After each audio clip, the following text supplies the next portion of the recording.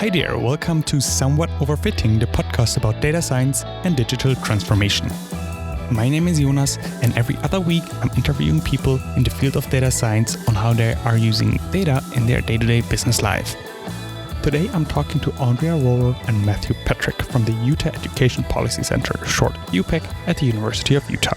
Andrea is the director of the Utah Education Policy Center, and Matt works as a data scientist there.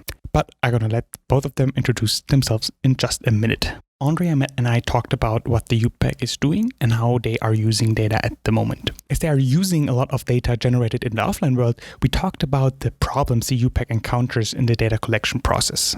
This led us to the question on how best to prepare an offline data collection process. We also talked about how the UPEC is handling the highly sensitive data of students and what Andrea and Matt think about using such data when planning a more or less personalized curriculum. So let's get started. Andrea and Matt, thanks so much for joining today. And both of you are working at the Utah Education Policy Center at the University of Utah. And before we start, could you each give a brief introduction of yourself and what you are doing at the Education Policy Center and how you ended up there? Andrea, if you would like to start. Sure. I'm Andrea Rorrer. I'm the director of the Utah Education Policy Center, also associate dean in the College of Education and a professor in the Department of Ed Leadership and Policy. I've been the director at the Utah Education Policy Center, which is a university-based research center since 2006, in addition to my other roles. And my name is Matt again. So I work at the Utah Education Policy Center. I'm the data scientist for the Education Policy Center. I've been there for a little over a year and a half now and have served a lot of the different data analytics needs that the center does. Andrea, could you describe briefly what the Utah Education Policy Center does? Certainly. The Utah Education Policy Center, which was established in 1990, was intended to be a university research-based center focused exclusively on education issues in K-12 and higher education. We reinvigorated the center after it went dormant briefly and reinvigorated it in 2006. And our sole mission is to bridge research, policy, and practice. So finding ways in education that bring research to bear on practice and decisions in ways that improve access and equity for students in the K-12 and higher ed environment. And for the people who are listening, maybe from Europe, K-12 is kindergarten to grade 12. So, Matt, could you describe the kind of data that you're using at the moment? Sure. So we look at a variety of different data sources.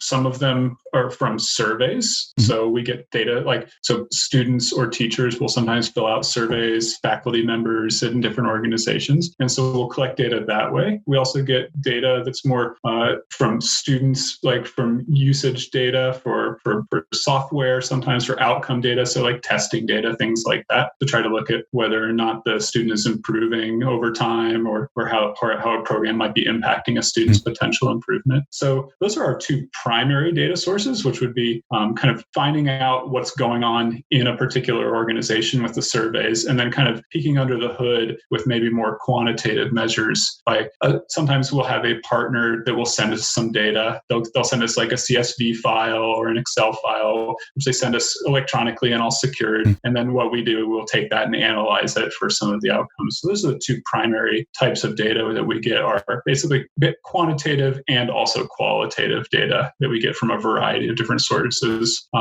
Sometimes we will generate the data ourselves. So sometimes we'll go out and kind of get those metrics ourselves, and sometimes other places will collect them and then send them to us for evaluation after we've signed data sharing agreements and all those kinds of things. Because there's a lot of so for those people that are more in business, they probably have a little less familiar with it. We have a lot of research protocols that we have to follow, like Institutional Review Board. You'll probably hear the letters IRB come up at some point, which is kind of our how we use data that enforce how we use it to keep the data secure and to make sure that participants that are being evaluated are being treated fairly and equitably, and that we use the data in proper manners for research. So you hear us talk about that. And I think I would add one way to think about the kinds of data that we get. It varies in terms of the unit of analysis. So we have individual level data, we have program data, we'll have organizational data, we may have state level data. Much of our analyses are based on either program level or state level analysis to inform what's going on. So Matt mentioned qualitative and quantitative, and we sort of situate survey data in the midst of that. All of the data that we collect and utilize are driven by the research questions and or the evaluation or research questions that we have for particular projects. And so the type of data we're going to deal with will vary based on the nature of that evaluation or research. So the data that you collect and that you get from your partners, is that on one side, Matt, you mentioned test data from standardized test or exam data, and also I would guess some student data on like the age ranges, like demographic kind of information. Demographic data, yes. What else kind of data do you get? Like demographic? Those are the primary ones. So we get, if you want to categorize it, we have generally some type of demographic information.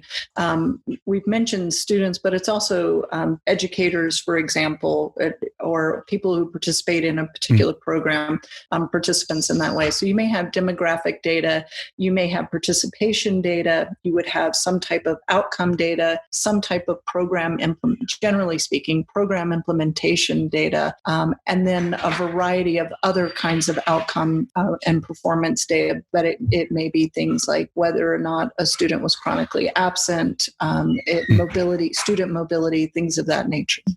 Great. About the privacy regulations, I would come to that in a little bit later, because I think that's quite interesting. What kind of problems do you encounter when collecting the educational data? That's a great question. Andrea, do you want to start, or should I go? I think we both have a lot of experience in dealing with data problems. So. There are certainly a variety of issues and opportunities that come up when we're looking at collecting data.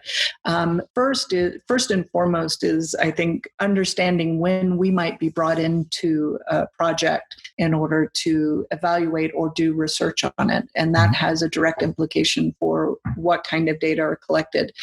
For instance, sometimes we're brought in towards the middle or end of a project and asked how effective was it? And that's after the fact. So, for example, you can't get participation data as readily done. So there's the access and timing is an issue.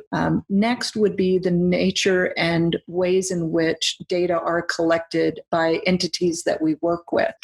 So how we would structure, or in our case, how Matt helps us structure our data collection tools is very different than how someone, for example, participating in a program says, oh, we have these attendance sheets. So you want attendance data? Here are our sheets, where we would have set that up electronically to begin with and had methods in place for how to collect that data so that we get some consistency. And could you describe like the methods you just mentioned? Certainly. So, and I'm going to kick it off to Matt. I'll introduce and then kick that off to Matt. Is when we're looking to do research, let's say it's on the type of data that is new and we need to collect it, not the kind that another agency like the State Board of Education or our Utah System of Higher Ed or Department of Workforce Services, not something they've already been collecting for years, but something that's new. What we have to decide, or what are the parameters of the data we're going to need in order to do the research or the evaluation. And so part of that process is defining the bounds and the terms. And then, for example, if we say attendance, what does attendance mean? So having like a data dictionary is always important. And so for us, that process means establishing the parameters and then creating the system that we would give to the other entity in order to enter their data or to transfer their data. From that point, I'll hand it over to Matt to address further. Yeah, so we get data in a variety of different forms, as Andrea has pointed out, that sometimes we get data that has been previously collected and we're asked to do an evaluation on it after the fact, which means sometimes we have to come back and negotiate with a partner and say, well, unfortunately, given you want to do a longitudinal study, and unfortunately, the way you collected it, we actually can't look longitudinally because you didn't collect it and you didn't put dates on it, or it's not aggregated at the appropriate level. So that puts us in a position of having to say, okay, well, we can't do what you're asking with it, but maybe we can do something else. Let's start working out what we can actually do with it. So that's when we get data kind of retroactively. When we're looking to do something brand new, we get to kind of talk to the partners and see what's appropriate, what we can actually collect. And as Andrea correctly pointed out, a lot of the people, since we work with a lot of school districts, the people that are working in these programs in school districts are not thinking, what is a data scientist going to need when they get this data? That's not the first thing that comes to their mind.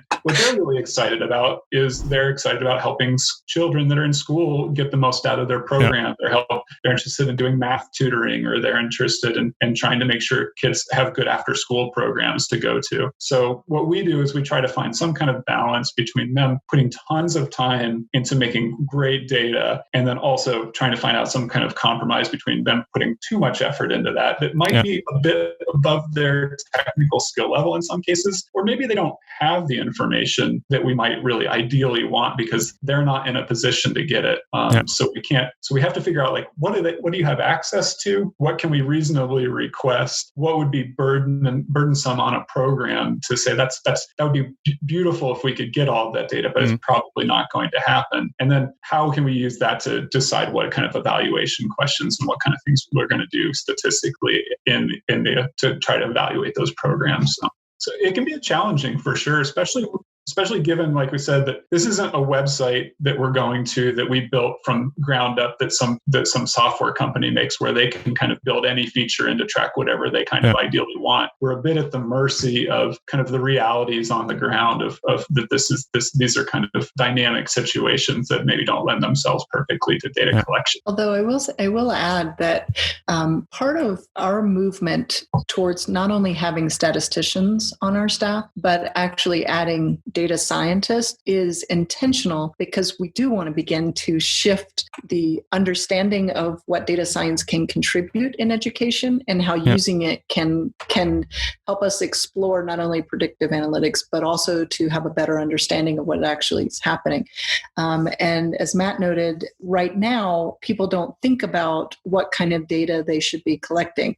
And again, back to our mission to bridge research, policy, and practice, part of what we want to do with our work using data science is change that so that people from the get-go actually are thinking about not necessarily whether they come to the policy center or not, the Utah Education Policy Center to work with, but if they're going to know how their programs are working and who is it helpful for and how can they improve it, what data do they need to be thinking about from the moment they design before they implement that they should have in place. It's a great point, Andrea. Like, we actually have had a bunch of series of kind of workshops with some of our data partners where we try to kind of take the final product that we want and to kind of show the people where the data is going to go and how it's going to inform them. So it kind of, our goal at that point is to help them get invested in the whole process so that they can see where what the ultimate outcome is going to be. We've definitely found that by itself can help make the overall quality of the analysis much better. Yeah. So you are getting the data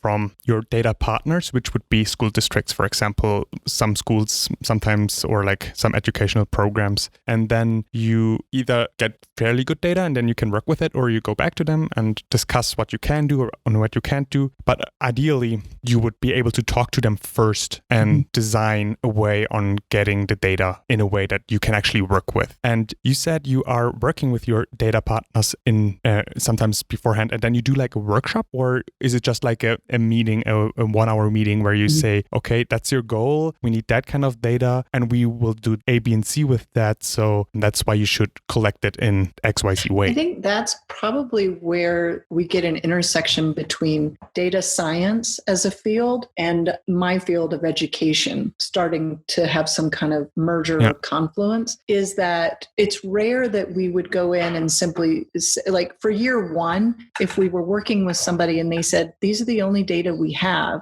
then we would have already talked through what it is they wanted from the evaluation or research. And we would say, well, given what you have, these are the questions we can answer this year. But going forward, we're going to need to collect new data. And it may be qualitative or quantitative or survey data for as an example. Or because you want to answer these questions, we're going to have to take the data you have, we're going to have to make other data requests, and then create a data set that we can utilize to answer other questions that way. So it varies, like which comes first in a sense. And I think that's maybe something that as people are kind of considering data science and some of the things, of course, a lot of times we get so focused on the modeling and kind of some of these really complex statistical techniques that can do amazing things. It all means very little if the data is not good quality and isn't collected. And frankly, if your partners that you're working with aren't invested in the final outcome, a lot of these kind of examples of really cool machine learning algorithms, what they don't necessarily spend a lot of time talking about is the years worth of work it took to get the data set ready and collect it potentially over years. And maybe even had a couple times where they tried collecting it. They tried to use it for what they thought it would do. It didn't create very good predictions. So all of the failures leading up to ultimately what becomes a very successful algorithm that can maybe classify something or can do this amazing prediction, all of the work that went just to get to the data to the point so it actually can be used for the things we actually want to do with it. It's kind of as if you probably heard the statistic, 80% is like on the data gathering, preparation, all of those things. That I think that's a pretty good statistic. It might even be higher than that, especially it's higher than that in some fields for sure. And I bet that in your case, as you mentioned, Matt, that it's not a software where you can just track things easily, like fairly easily. It takes a lot of work, like you said, to get the data in the way you want it, and then also like consistently from all your sources. But I think that, if I may, Jonas, I think that's been an important distinction for myself and for the Policy Center in venturing in this new path. And it's highly aligned with what you see going on at the University of Utah and Mike Kirby's work and our Senior Vice President, Dan Reed's work around the informatics initiatives and trying to promote data science, is that it's about looking at your own field a little bit differently. And as we've ventured into data science, coming out of, if you will, more the just pure research realm, you mentioned the word consistency. We didn't have consistency. And so you were often had to rely heavily on the documentation and the thoroughness of a statistician in order to replicate a study year to year, or take someone else's study and replicate it in your own environment. And because of the nuances and almost interpretive nature of a statistician's way of putting together a data set, asking questions after the fact became even more difficult. And I think what data science has brought for us in the center is not only the replicability, but the documentation, the understanding of how we might pursue other types of analysis than what we did in 2018-19, perspectives we had not thought about in that way.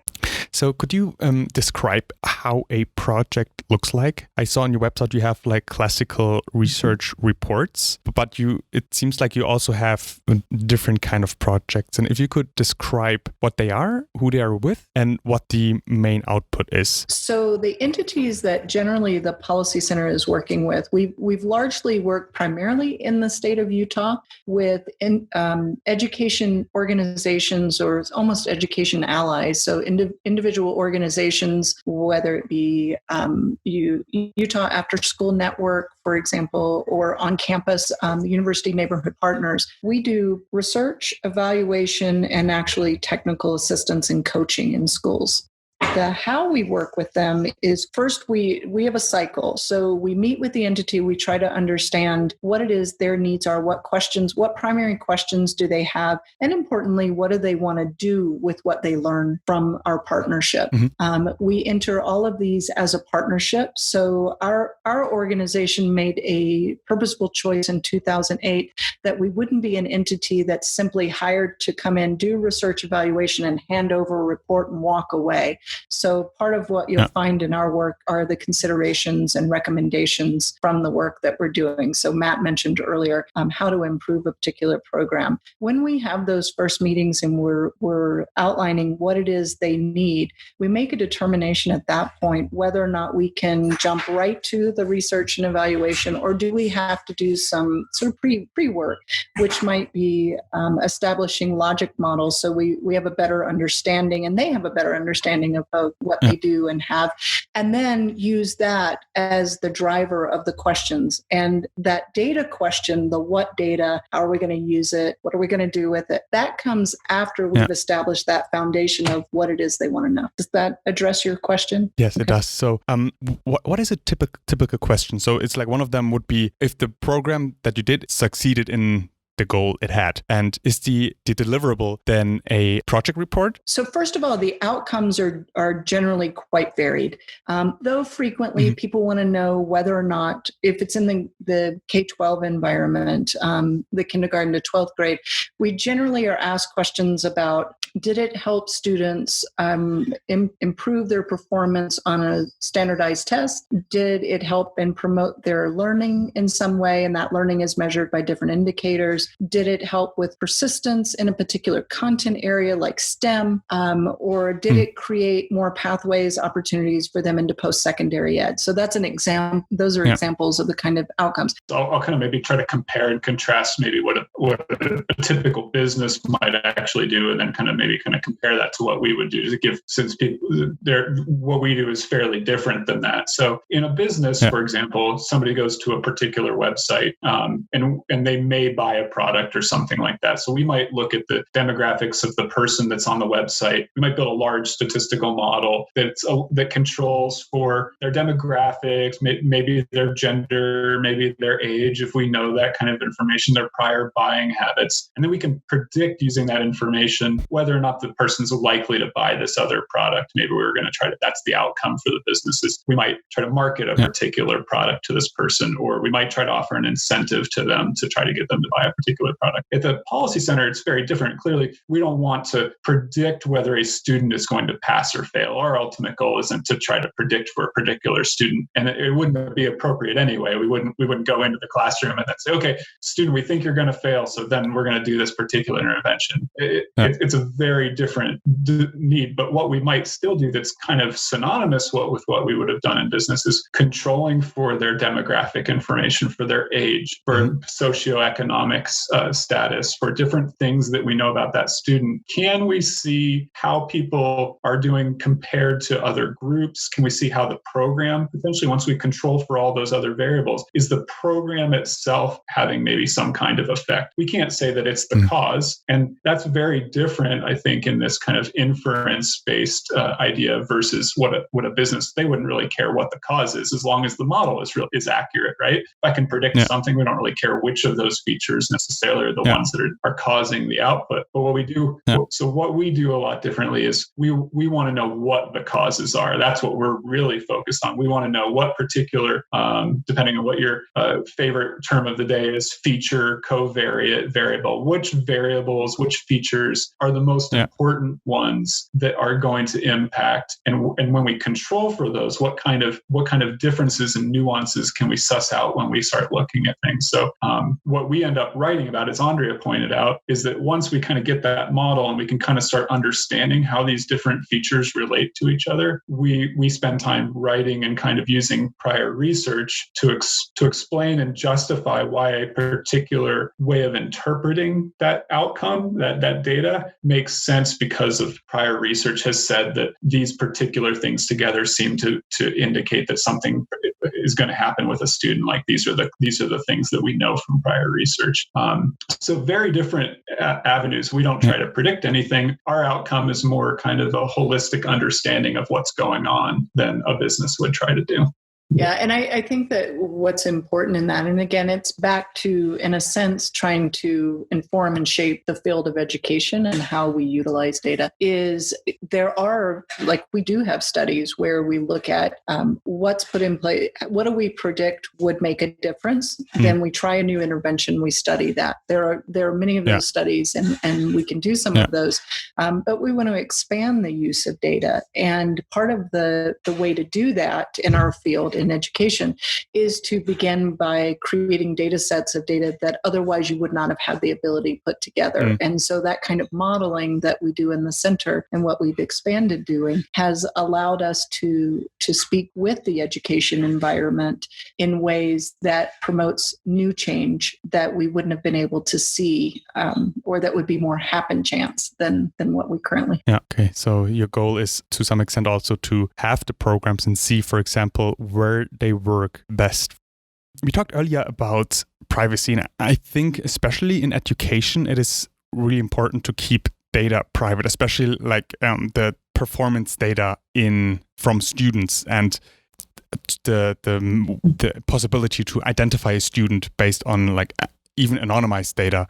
So I would be interested in how you are handling that. Sure, I can talk about that briefly, and then I'm sure Andrea can fill in some more. So I think one thing to note about data privacy is that there's different levels, right? There's the data that kind of comes in when we're talking about the collection method, making sure the collection is secure, the transmission to us, making sure that is secure, making sure we have good policies in place for training for our employees to make sure they understand good research practices. And then all the way to, well, how do we use it in the report correctly? There are things that, for example, a really good example, I think, is that we report on different subgroups. We talked about different demographics that we report on. And there's a trade-off to those things. If there's been some really interesting research in the state of California that if in certain cases, what we do is we'll say N less than 10 in our report, meaning we got so few respondents that to try to give a percentage would be kind of misleading. If we said, oh, we got 60%, it's like it's really only,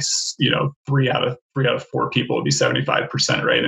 But we're not going to say, we'll give usually the sample size to kind of give it an idea of what statistical power is behind that. But then we obfuscate that data if it gets too small. But like I was saying about the state of California, they've done some really interesting studies that show that different levels of hiding that data affects different groups in different ways, right? So some smaller, less represented groups, if you hide the data too much in certain subgroups, then you start losing some insight into what happens to very small groups that are underrepresented in a given school. So you can impact minorities, unfortunately, sometimes by hiding that data, so the outcomes don't become as visible for what's happening to them as for these more majority groups. So, like in Utah, we have a lot of predominantly white students. So we have to kind of be thinking very thoughtfully about when we aggregate data and when we obfuscate it, and what are the implications for not only the outcome in the report, but also for the subgroups that we're trying to keep their information private. But we also want to, if there's an outcome that's for a particular set of population that we want to really kind of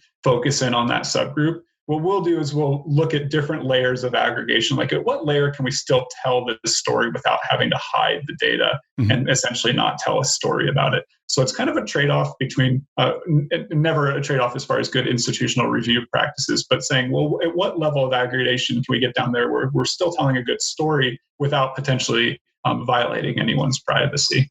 Which is why in a lot of our cases, so we may start, in a sense, the focus is on the student, but we may not be able to report at a school level. We may only be able to report at a district level, or we may not be able to report for one particular program, but we can report for all of the programs. And so we generally look at rolling up. Part of the precursor to all of this, again, we reinvigorated the center in 2006, was venturing into this space. So parallel to the industry, if you will, ramping up issues around data privacy and data security, et cetera, and that all data becoming more vulnerable than it had been previously. What happened in my own field is that there were federal and state regulations that started changing pretty rapidly about how data could be used, when it could be used, who could have access to it, for what purposes could they have access to it. And in general, though it's this, I wouldn't make a blanket statement. In general, one can only get access to these kinds of data if you make these agreements on the front end. So in all cases, we enter into these partnerships for research evaluation or technical assistance. We also have in place data share agreements. And so those data sharing agreements will then attend to what are the federal, state, and or agency policies, regulations, protocols, in addition to what, as a university-based research center, what do we need to adhere to? So often we'll have a client say, but for instance, it doesn't matter that it's less than 10, I still want to know. And we have the opportunity at that point to talk about not only protection of a particular group of students, but also what does it mean if they did have access to it? And so one of the things we try and emphasize is that whatever we do, one should never be able to identify the person, that the educator or the student or the program at the University of Utah. Like, you may know the general category, but you wouldn't know a specific slice of that based on what data are available. So the data security, data privacy has required us to change a lot of our own protocols, including what kinds of servers we have, the stipulations about how we receive and or send data.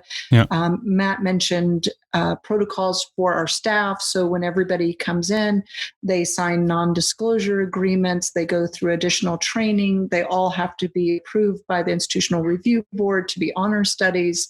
And then when someone leaves, it's a similar process. What they can't, they can't take any data for any project with them, but even ways that they can talk about the data or having been part of a study is also part of our exit plan, I guess, that we have.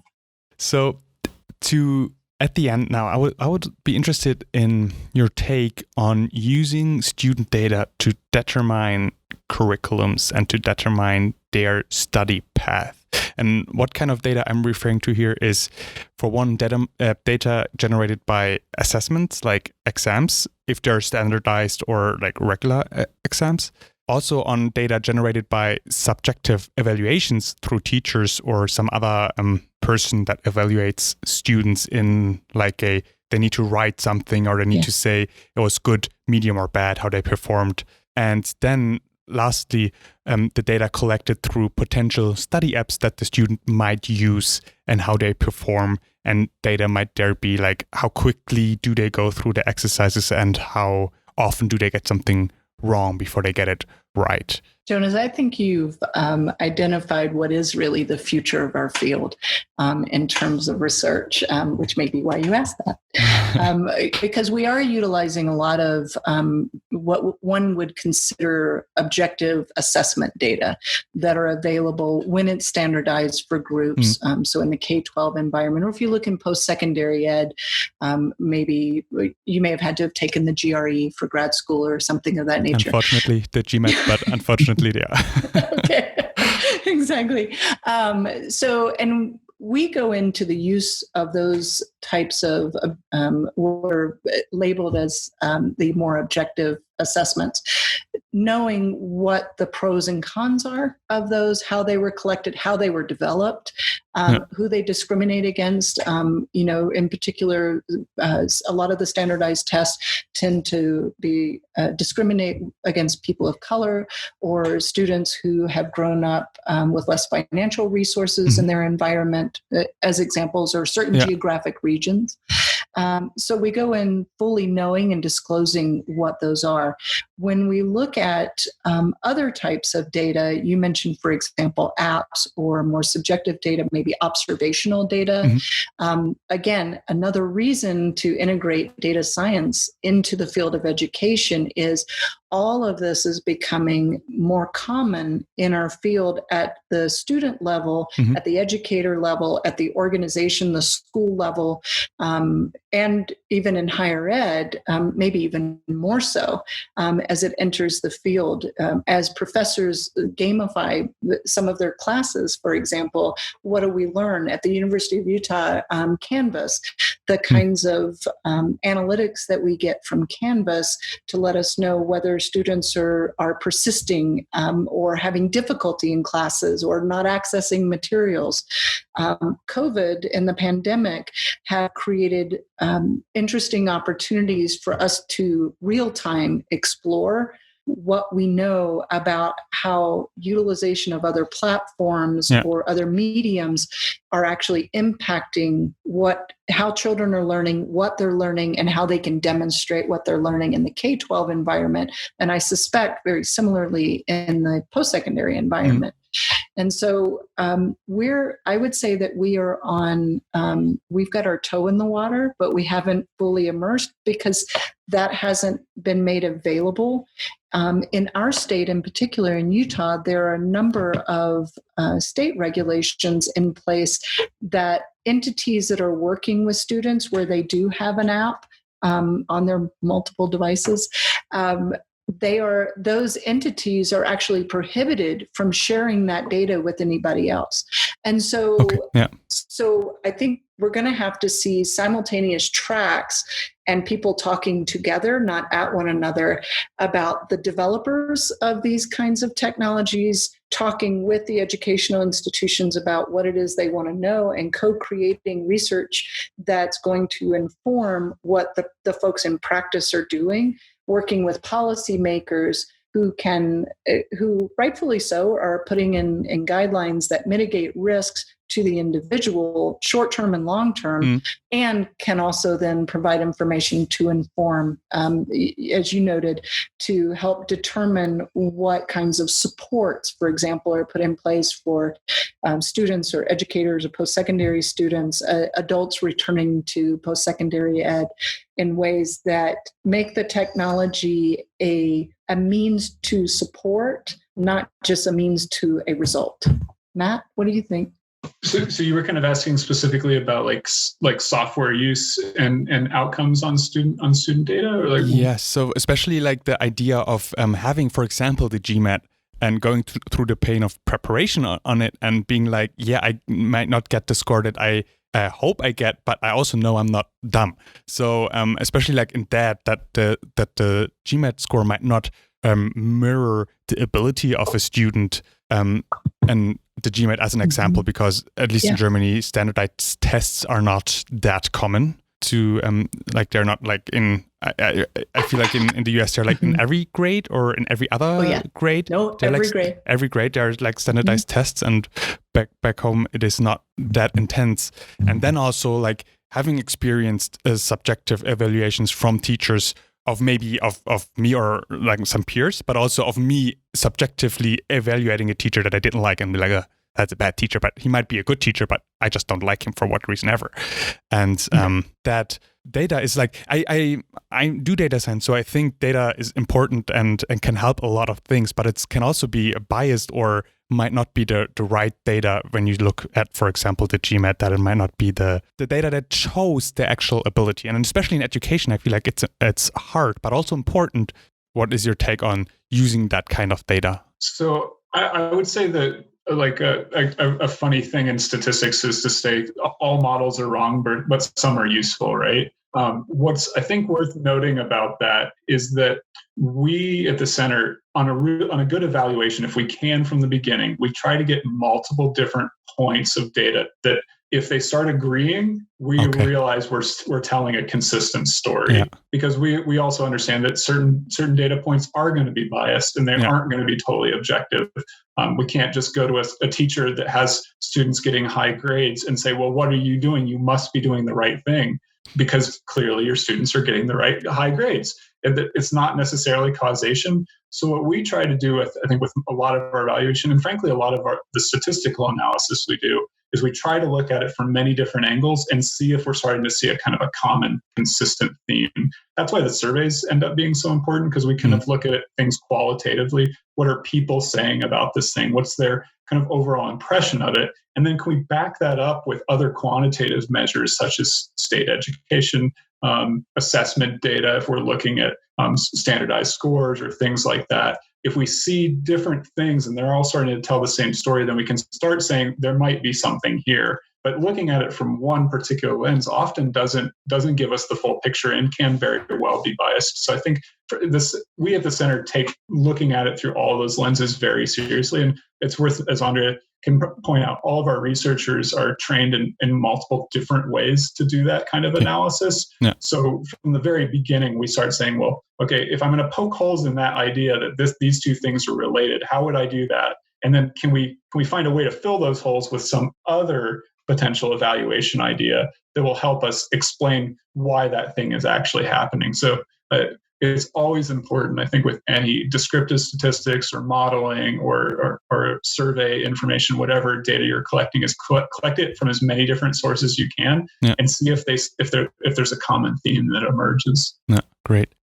And to wrap up our conversation, do you have any tips for anyone who tries to get data out of a not ideal source, like, for example, a local business that tries to get data, or someone who works with somebody else who gives them the data? Do you have any tips on how to collect data in the offline world? Yeah, absolutely. So the first thing I would do is go online and find out what other people are doing and some of the struggles. So we start almost all of our research with research on the research, which is we see what other people have done and see what has been fruitful for them. Because most people, we don't need to reinvent the wheel, right? A lot of these things are kind of building. Good research builds on other research. Yeah. So if you're going to do that yourself, go out and find what has been successful for other people, and don't just try things kind of willy-nilly. Don't just kind of go out and make it up as you go, because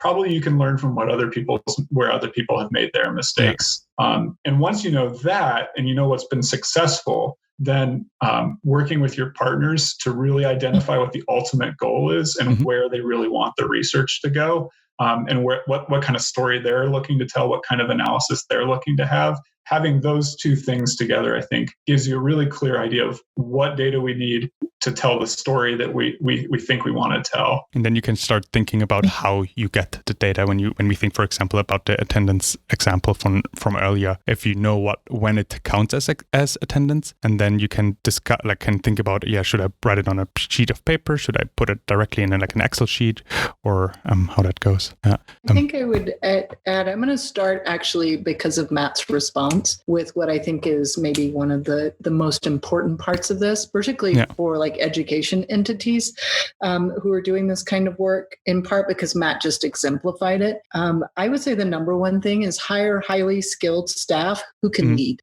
That's what Matt is for us, right? When we started this initiative a few years ago, we had somebody who helped us jumpstart it. And then as that person left and Matt was coming in, it was important for us not to hire who we needed today, but hire who would take us into the future.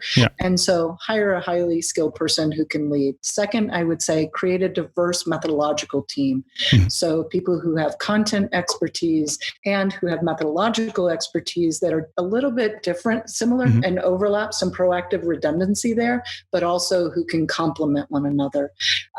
Third, and Matt alluded to this as well, is work with your partners to find out not only what they need, but what they have available, and go in with the mindset that it's about building capacity and that you have to be patient while building capacity to get where they want to go. And then being strategic in the kinds of data that you are going to collect and analyze while meeting the needs of the partners you have in this kind of work. Great. Yeah, absolutely.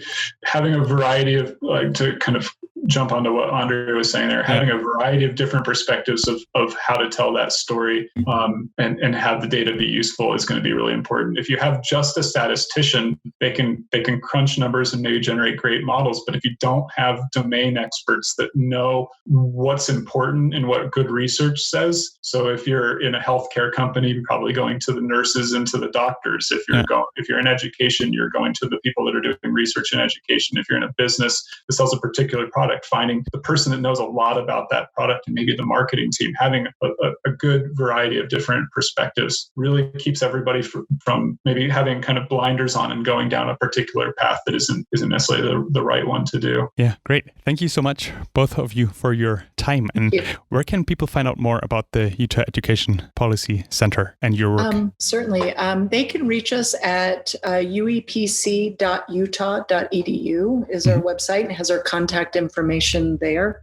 And we're happy to find new collaborators and people who want to engage with us in the dialogue around not only data science, but education research and how to improve education. Yeah, if people are, after listening to this, are interested in reading some of our reports, a lot of our reports are published online on our reports and publications page, and they can go there and read. We have PDFs there with graphs and explanations about all the different types of evaluations that we've done over the years. And we'd love to get feedback from people if they're interested in that research. Great. I'm going to link that in the show notes and also both of your LinkedIn profiles. So whoever wants to talk more about that can reach out to you if they like. And yeah, thank you. That's it for today. Thanks for listening, and tune in next time for a new episode of Somewhat Overfitting. Thanks again to Andrea and Matt for being on the show. Highlights of today's show were the insights into the challenges of offline data collection and the handling of highly sensitive private data. Let me know what you thought about this episode on somewhatoverfitting.com. There you can also find today's show notes. If you have something to say about data science and digital transformation, visit somewhatoverfitting.com/guest and fill out the form. I'm always looking for interesting conversations. The theme song is from Bobby Rands and is called Jungles. Thanks again for listening, and see ya.